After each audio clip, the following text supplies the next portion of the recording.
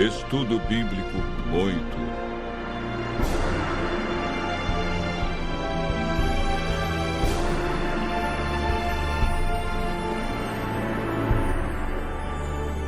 O milênio.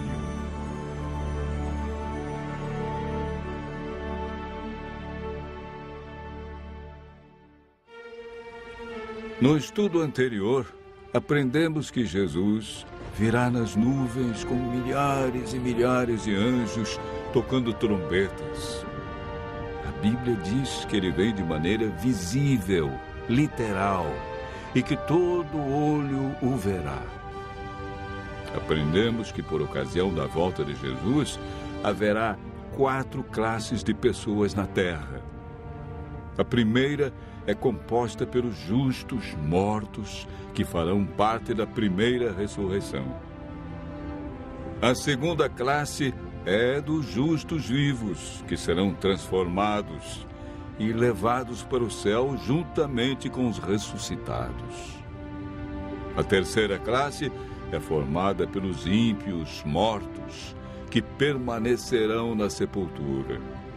A quarta classe é a dos ímpios vivos, que serão mortos pelo resplendor da glória de Cristo.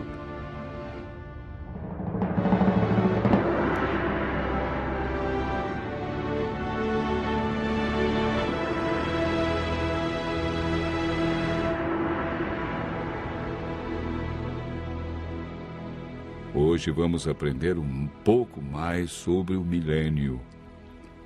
A palavra milênio não existe na Bíblia, mas ela significa um período de 1000 anos e aparece 6 vezes em Apocalipse, capítulo 20, versos 1 a 10, referindo-se ao período entre a primeira e a segunda ressurreição.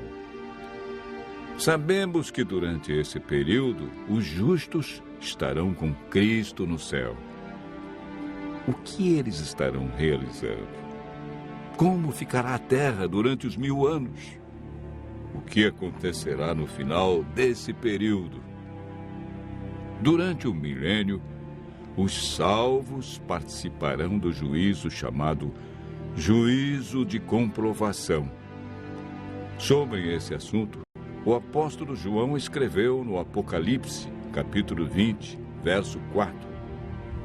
Vi também tronos, e nestes sentaram-se aqueles aos quais foi dada a autoridade de julgar.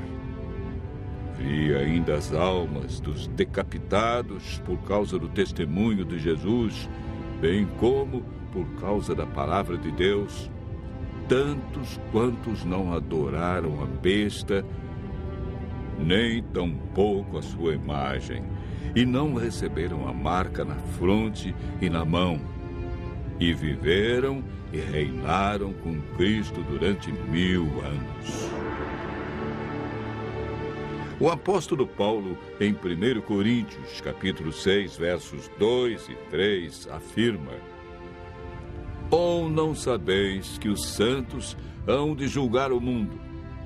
Ora, se o mundo deverá ser julgado por vós, sois acaso indignos de julgar as coisas mínimas? Não sabeis que havemos de julgar os próprios anjos? Quanto mais as coisas desta vida. Esse julgamento que ocorre durante o milênio não decide quem está salvo ou perdido. Essa decisão é tomada por Deus, em resposta à aceitação ou rejeição de sua graça, antes da segunda vinda. Todo aquele que não participar da primeira ressurreição não terá parte na vida eterna.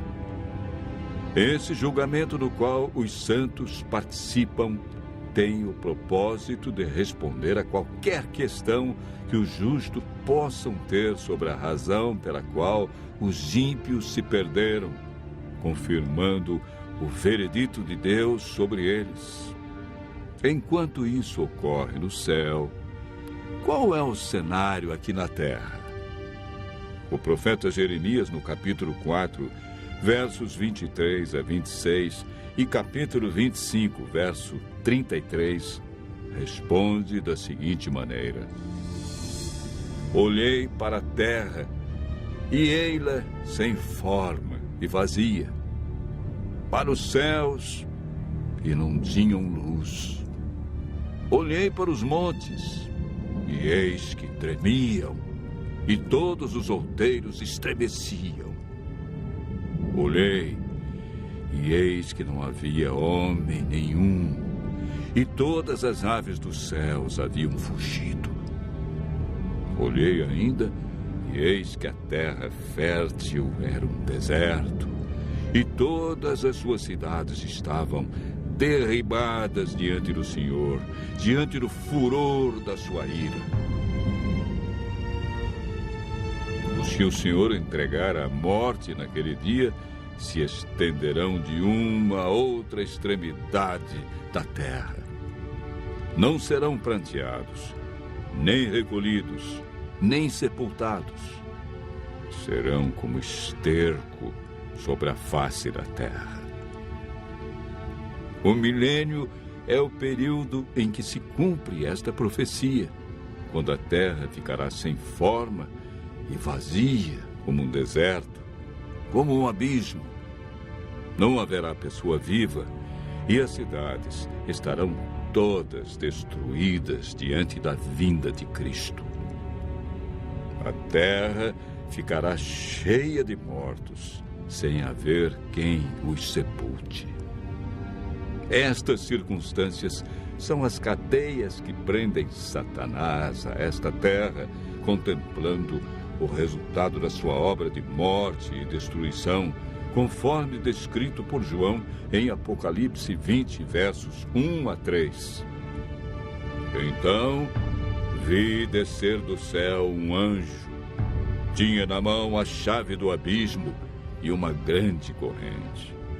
Ele segurou o dragão, a antiga serpente, que é o diabo, Satanás, e o prendeu por 1000 anos. Fechou e pôs selo sobre ele, para que não mais enganasse as nações, até se completarem os 1000 anos.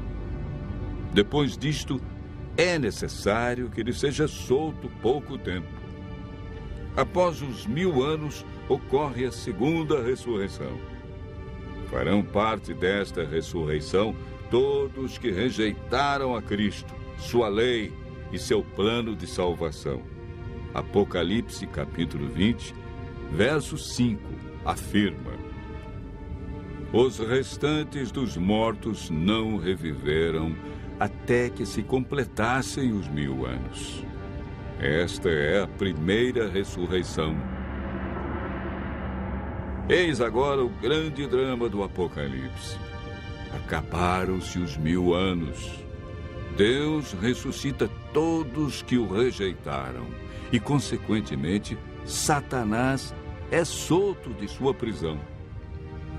Apocalipse capítulo 20, verso 3, diz que, depois disto, ou seja, depois do milênio, é necessário que ele seja solto pouco tempo.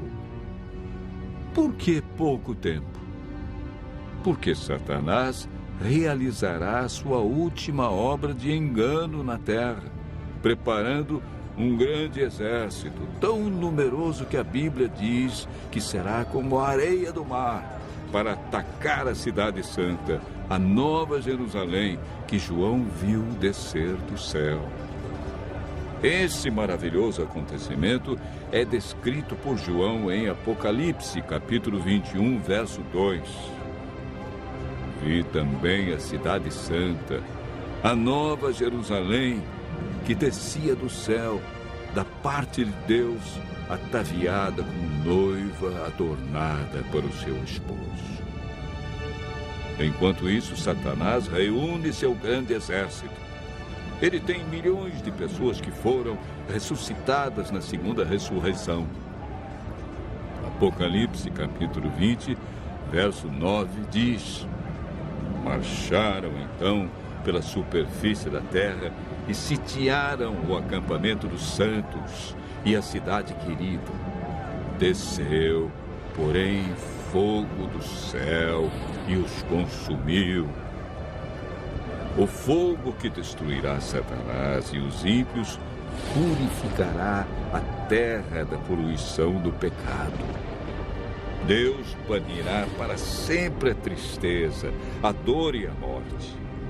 Os justos, então, receberão as boas-vindas para o seu novo e eterno lar. Nunca mais pecado, e nem pecadores, dor, sofrimento ou morte. Continue ouvindo a voz de Deus e se preparando para um novo céu e nova terra.